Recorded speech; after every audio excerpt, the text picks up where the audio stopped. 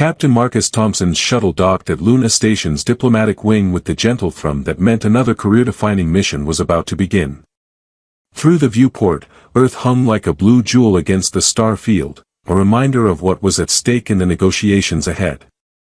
The Zarathi trade agreement could open hyperspace routes that would transform human expansion, but first he had to convince a species that viewed most aliens as intellectually inferior. The Zarathi diplomatic compound occupied an entire section of the station, its crystalline architecture designed to channel and amplify telepathic energies. As Marcus passed through the security barriers, he felt the subtle pressure that indicated active mental scanning. The Zarathi were already evaluating him on levels most species couldn't even perceive. "Captain Thompson," came a voice like silver chimes, "welcome to our domain." 3 figures awaited him in the reception chamber, each radiating the kind of controlled mental energy that made Marcus's teeth ache. The Zarathi sisters were tall and elegant, their pale blue skin marked with intricate tattoos that seemed to shift and flow like living circuitry. Their large, violet eyes held depths that suggested intelligence operating on multiple levels simultaneously. "I am Vexera," said the eldest, her mental presence feeling like standing near a barely contained storm. "This is Zywaxena," she indicated the middle sister, whose aura carried the disciplined intensity of a military mind, "and our youngest, Kilda." Marcus found his gaze drawn to Kilda despite himself. Where her sisters projected controlled authority, she radiated something more dangerous, intellectual curiosity wrapped in barely concealed disdain. Her violet eyes fixed on his with an intensity that felt like being dissected by scanner beams. "So," Kilda said, her voice carrying harmonics that resonated in Marcus's skull, "Earth finally sends us a negotiator instead of another simpleton with a briefcase full of treaties. How novel." "Captain Thompson's credentials suggest humans may possess more cognitive capacity than our initial assessments indicated," Vexera interjected diplomatically. "Credentials are just formatted data," Kilda replied, never breaking eye contact with Marcus. "Any species can generate impressive documentation. The question is whether humans can engage in actual mental discourse when it matters." Marcus felt the familiar surge of competitive instinct that came with intellectual challenge. Years of dealing with condescending alien species had taught him to recognize when he was being tested on multiple levels. "I've found that most species judge others by their own limitations," he replied calmly. "Perhaps Zarathi simply can't imagine intelligence that doesn't announce itself through telepathic superiority." Zywaxena's eyebrows rose in surprise, while Marcus caught what might have been an approving nod from Vexera. But Kilda's smile was all sharp edges and dangerous amusement. "Oh, this one has mental claws," she said to her sisters, her thoughts carrying undertones that made Marcus's skin prickle. "How delightful. It's been far too long since we had a proper intellectual challenge in these chambers." The tour of their facilities became an extended interrogation disguised as diplomatic courtesy. The sisters showed Marcus their research centers, computational arrays, and meditation chambers while subjecting him to a constant barrage of questions about human cognitive processes, problem-solving methodologies, and mental resilience. "Your species relies heavily on emotional reasoning," Zywaxena observed as they passed through a chamber lined with quantum processors. "What happens when those emotions lead you astray?" "We adapt our thinking," Marcus replied, studying the alien technology with professional interest. "Human history is built on learning from mistakes and finding new approaches when old ones fail." "Adaptation," Kilda repeated mockingly. Such a diplomatic euphemism for confusion and panic. "Or maybe," Marcus said, turning to face her directly, "it's what you call creative problem-solving when you're not too rigid to admit there might be more than one path to understanding." The challenge in his voice was unmistakable, and the chamber suddenly felt charged with mental tension. Vexera and Zywaxena exchanged glances while Kilda stepped closer, close enough that Marcus could feel the electromagnetic field generated by her enhanced neural activity. "Creative problem-solving," she said softly, her mental voice carrying layers of meaning that his translator couldn't fully capture. "I like that phrase. It sounds much more impressive than random guessing when you dress it up in academic terminology." "Call it whatever helps you sleep at night," Marcus replied, refusing to back down despite the psychic pressure radiating from the youngest sister. But when your enemies underestimate you because they think you're cognitively inferior, that becomes a strategic advantage. Something shifted in Kilda's expression, surprise, perhaps, or the first flicker of genuine interest. You know, she said, most species spend their first day here trying to impress us with displays of mental prowess. You're the first who suggested that appearing intellectually weak might be a form of strength. That's because most species are trying to prove something to you, Marcus said. I'm here to negotiate a mutually beneficial trade agreement. If you need me to engage in telepathic flexing to take humans seriously, then maybe we're not the right partners for each other. The silence that followed stretched long enough to make Marcus wonder if he'd just destroyed his entire mission. Then Vexera began to laugh, a sound like wind through crystal formations. Sister, she said to Kilda, I believe we may have underestimated our guests. Perhaps, Kilda agreed, though her violet eyes never left Marcus's face. But theories are still just theories. The real question is whether Captain Thompson can demonstrate the same mental fortitude when ideas must be tested against reality. Marcus met her gaze steadily, feeling the weight of unspoken challenge in her words. Try me. The next morning brought Marcus his first real taste of Zarathi hospitality, which apparently involved being subjected to advanced cognitive testing before he'd finished his morning stimulants.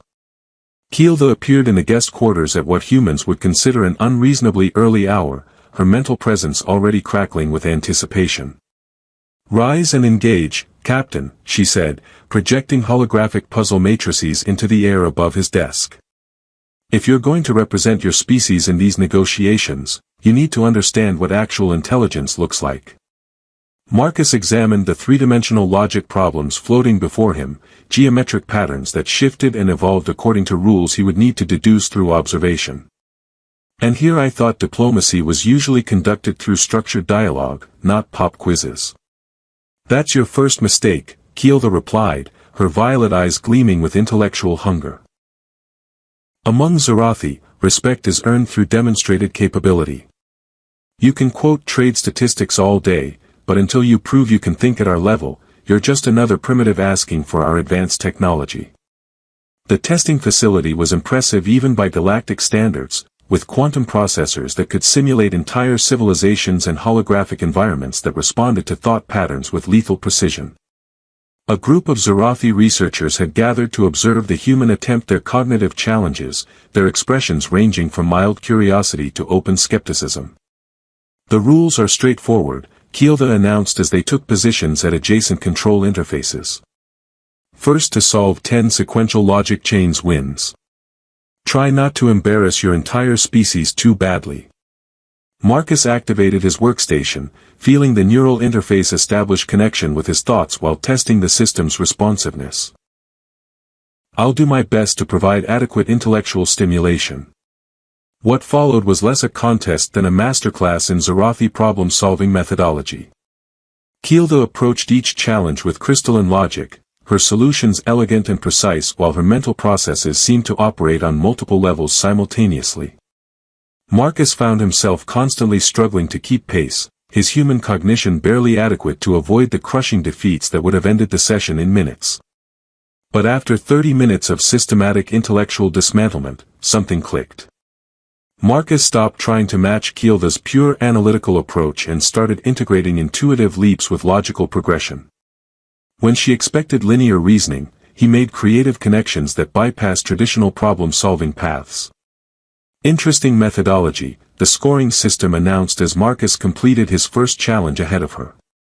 Solution pathway unrecognized but mathematically valid. A ripple of surprise went through the watching Zarathi, while Kilda's mental signature shifted to something approaching intrigue. Lucky guess, she said, though her tone carried more curiosity than dismissal. Pattern recognition, Marcus corrected, already engaging with the next challenge.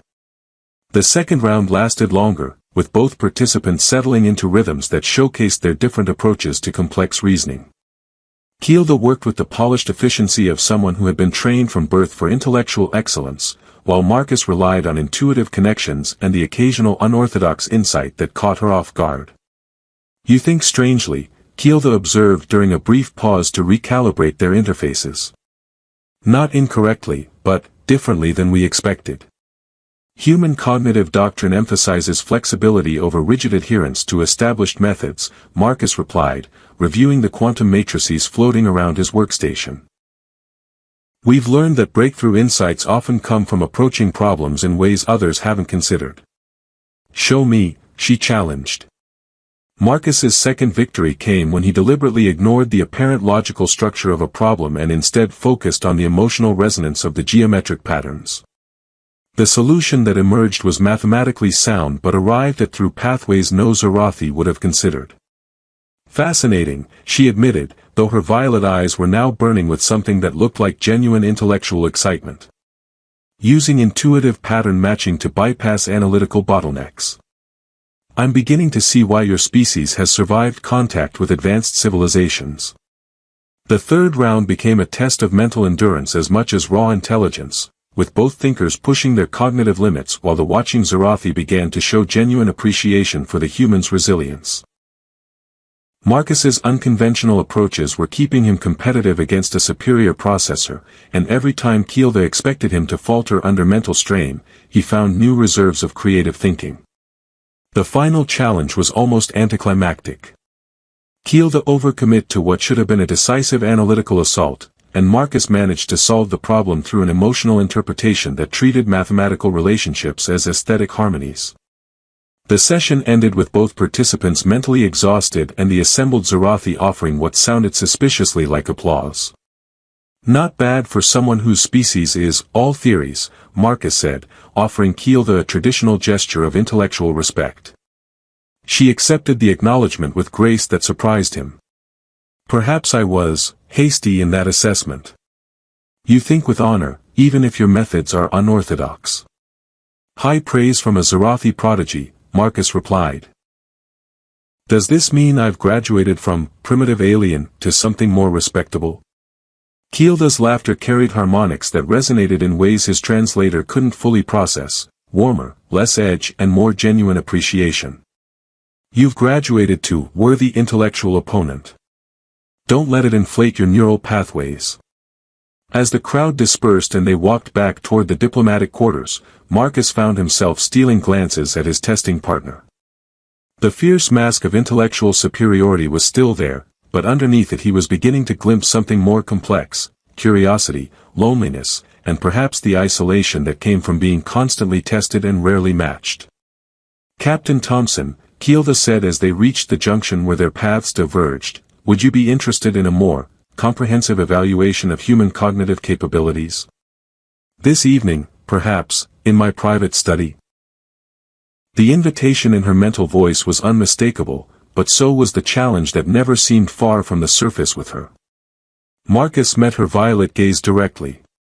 I thought you'd never ask.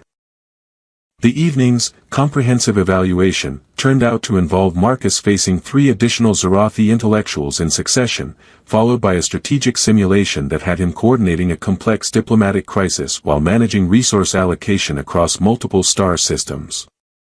By the time Keelda declared the tests complete, Marcus felt like he'd been put through a university's entire graduate program in a single night. Your performance has been adequate, Vexera announced the next morning, though her tone suggested this was extraordinary praise by Zarathi standards. However, the trade agreement requires more than individual competence.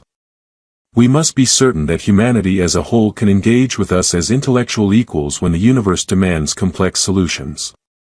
Marcus had learned enough about Zarathi culture to recognize the setup for something significant. What kind of certainty are we talking about? Trial of minds, Ziwaxena said with barely contained excitement. Ancient tradition demands that new partnerships be sealed through demonstrations of mental prowess. You will face a Zarathi champion in cognitive combat before the assembled diplomatic corps. And if I lose? Then Earth finds other trading partners, Keelda said simply. We cannot afford to share our knowledge with those too limited to use it wisely. The meditation chamber in the compound's central hub was breathtaking, a crystalline sphere surrounded by quantum field generators that could amplify and focus telepathic energies. Word of the trial had spread throughout the Zorathi community, and Marcus found himself the center of attention for beings who viewed intellectual competition as both art and sacred ritual. "I will serve as your opponent," Keeltha announced as they prepared for the mental duel. "It seems appropriate, since I've been evaluating you from the beginning." Marcus tested the neural interface crown that would allow him to engage directly with Zorathi thought constructs. "Any particular reason you volunteered for this honor?" Keeltha's mental presence brushed against his consciousness like silk over steel, but he could sense the smile in her psychic signature. "Professional curiosity. I want to see what you do when there's nowhere to hide from pure thought." The trial would be conducted through direct mental contact. Complex logical structures and philosophical challenges transmitted mind to mind while their neural patterns were monitored for coherence and creativity. Both participants were connected to quantum processors that would track their cognitive efficiency under extreme stress. As they took positions at opposite ends of the chamber, Marcus felt the familiar pre-competition calm settle over him. 3 days of constant testing had taught him more about Zorathi thought patterns than years of theoretical study could have provided. More importantly, his intellectual sparring with Keeltha had revealed gaps in her analytical approach that he might be able to exploit. The opening exchange was brilliant and brutal, two minds dancing through conceptual space with precision while thousands of Zorathi watched in respectful silence. Keeltha attacked like her element was pure logic itself, her thought constructs precise and devastating while she used her superior processing speed to maintain tactical advantage. But Marcus had learned patience during his time at the compound, and he waited for his opportunity. When Keeltha committed to a complex philosophical argument that should have ended the trial, Marcus responded with an emotional truth that bypassed her logical framework entirely. His insight touched her consciousness before she could adapt her defenses, and the chamber's monitors registered the first successful cognitive penetration of the session. "First touch to the human," the chamber's artificial intelligence announced. Mental combat continues. The second phase of their duel became a test of psychological endurance as both thinkers pushed the limits of their neural capacity and training. Keeltha's superior cognitive conditioning began to tell, but Marcus's unconventional approaches kept him competitive. When his analytical framework started failing under mental fatigue, he switched to pattern recognition and intuitive leaps that turned the trial itself into a weapon. "You think like no mind I've ever encountered," Keeltha projected during a brief moment when they were locked in direct mental contact, their consciousnesses close enough that Marcus could sense her violet eyes burning with something beyond mere intellectual focus. "That's because I'm not just thinking for myself," Marcus replied, using his emotional connections to humanity as leverage against her pure logic. "I'm thinking for my entire species' future." The final exchange came when both participants were mentally exhausted, their thought patterns slower but no less determined. Marcus's cognitive frameworks had been damaged by previous challenges, giving Keeltha a significant advantage in processing power and analytical precision. But as she moved in for what should have been the decisive intellectual strike, Marcus did something no Zorathi would have considered: he deliberately embraced uncertainty. His acceptance of paradox and contradiction created a mental space that disrupted Keeltha's logical attack just long enough for Marcus to present a solution that was simultaneously true and false, valid and impossible. The chamber fell silent as the monitors registered what had happened. The human had won by abandoning the very framework that defined victory. "I yield," Marcus said quietly, his mental voice carrying clearly through the sudden silence. Keeltha's consciousness recoiled in confusion, her neural patterns displaying the cognitive equivalent of whiplash. For a long moment, she projected nothing. Then her laughter filled the chamber, clear and bright and full of genuine intellectual admiration. "You yield victory by achieving the impossible," she announced, her mental voice carrying to every corner of the crystalline sphere. "The human has proven his worth through wisdom, creativity, and the kind of mental courage that burns brightest when conventional thinking fails completely." As they disconnected from the neural interfaces, Marcus found himself surrounded by Zorathi offering the traditional gesture of intellectual respect, touching their temples, then extending open palms. But it was Keeltha's approach that mattered most to him. She removed her interface crown, revealing a face flushed with mental exertion and eyes bright with something that went beyond mere respect. You fought with honor, she said formally, then added more quietly, and with insight that impressed even a skeptical mind who thought she had seen every form of intelligence. High praise from someone who's been trying to find my intellectual limits for 3 days, Marcus replied, accepting the traditional victory chalice from Vexera. Perhaps, Keelda said, her mental voice dropping to frequencies meant for his consciousness alone, I was searching for something else entirely. The trade agreement signing took place immediately after the mental trial, with both species representatives formally acknowledging the partnership that would reshape commerce throughout their region of space. But as Marcus stood beside the 3 sisters during the ceremony, he realized that something more than economic alliance had been forged in that chamber. Keelda's violet eyes met his across the ceremonial table, and her smile held promises that had nothing to do with trade routes and everything to do with the connection that had grown between 2 minds who had tested each other's limits and found something worth exploring together. 3 weeks after the trade agreement ratification, Marcus found himself permanently stationed at Luna Station as Earth's first cultural attaché to the Zorathi territories. The transition from military captain to diplomatic representative should have been challenging, but the respect he'd earned through intellectual combat made his new role surprisingly manageable. The integration protocols are proceeding beyond projections, he reported to Vexera during their weekly briefing. Human creative thinking is complementing Zorathi analytical precision better than either side anticipated. Your people adapt quickly, Vexera acknowledged. Perhaps too quickly for some of our more traditional scholars' comfort. Marcus had noticed the undercurrents of resistance among certain Zorathi factions who viewed the human partnership as unnecessary accommodation to intellectually inferior beings. But these voices were being steadily overwhelmed by the practical results of cooperation. The real breakthrough had come during joint research projects where human scientists demonstrated their ability to approach Zorathi problems from angles their original researchers hadn't imagined. Marcus's suggestion to apply emotional resonance theory to quantum field manipulation had resulted in a 20% increase in computational efficiency.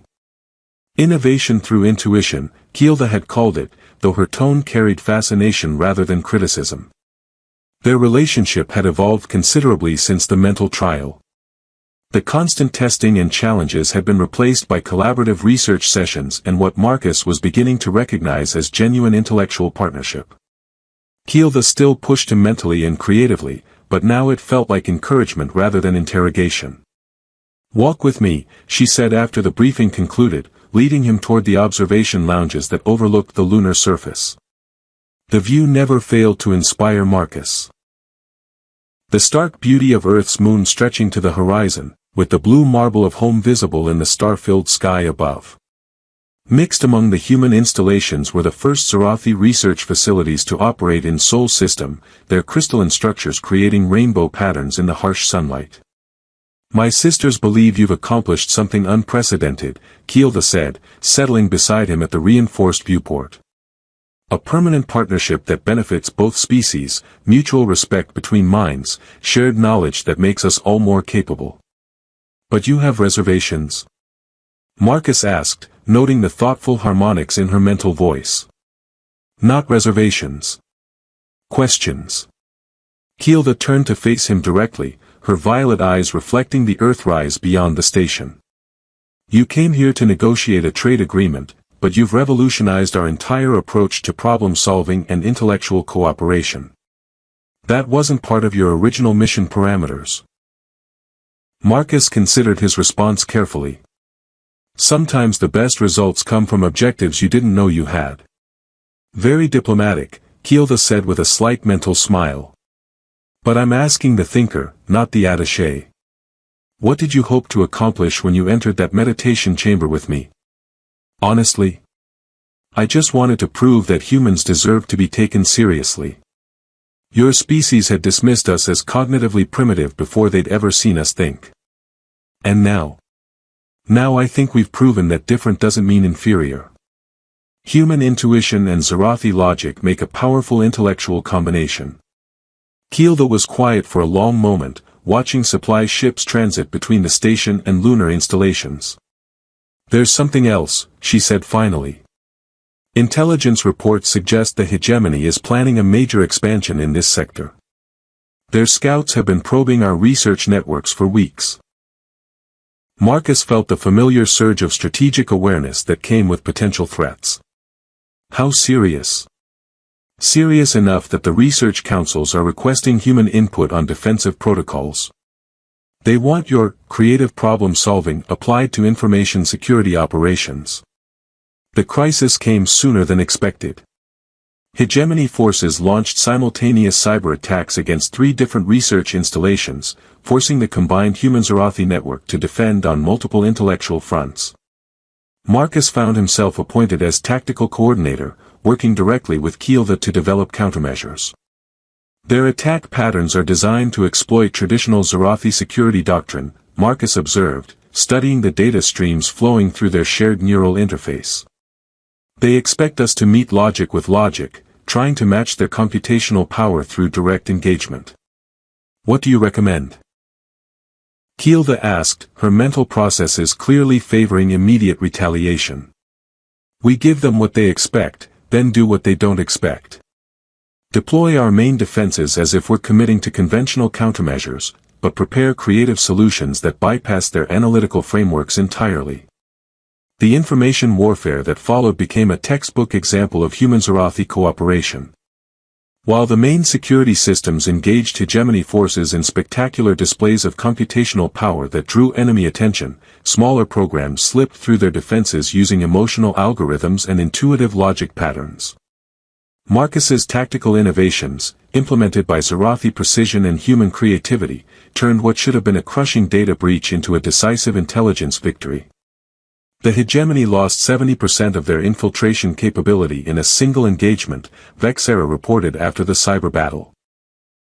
Their remaining assets are withdrawing to defensive positions. But the victory had come at a cost. Several research facilities had been compromised during the initial attacks, and Marcus felt the weight of every data loss that crossed his desk.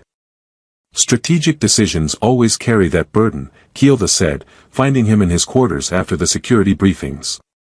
The measure of a leader isn't whether information is lost under their command, but whether those losses serve a purpose worth the sacrifice. Easy philosophy for a species that values pure logic, Marcus replied, though without bitterness. Harder for someone whose species still believes every individual mind matters. Perhaps that's what makes human leadership valuable, Kielva suggested.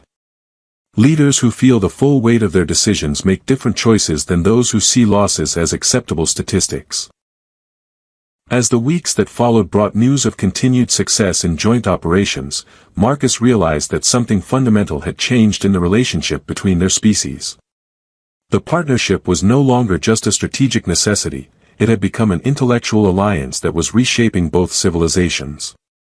The final confirmation came when Kielva requested assignment as his permanent research partner, a position that would keep her stationed at Luna rather than rotating with the active diplomatic corps. Are you certain? Marcus asked when she made the request formal. Academic track positions would advance your career faster than cultural attaché assignments. Kielva's mental smile held depths that Marcus was still learning to interpret. Perhaps I've discovered that some connections are more important than some advancement. Besides, her violet eyes sparkled with familiar intellectual challenge, someone needs to keep you honest when you start thinking creativity is more important than being able to reason logically. Standing together in the observation lounge, watching human and Zarathi vessels conduct joint research operations with the precision of a single scientific community, Marcus reflected on how dramatically his mission had evolved. He'd come to negotiate a trade agreement and ended up helping forge a true intellectual partnership between species. So what happens now? He asked. Now we build something neither species could have achieved alone, Kielva replied, her mental voice warm with possibility. And we prove that the best partnerships are forged not just through treaties, but through the courage to trust someone who thinks beside you. The stars beyond the station held infinite questions waiting to be answered, and Marcus found himself looking forward to exploring them with someone who had tested his mind and found it worthy of connection.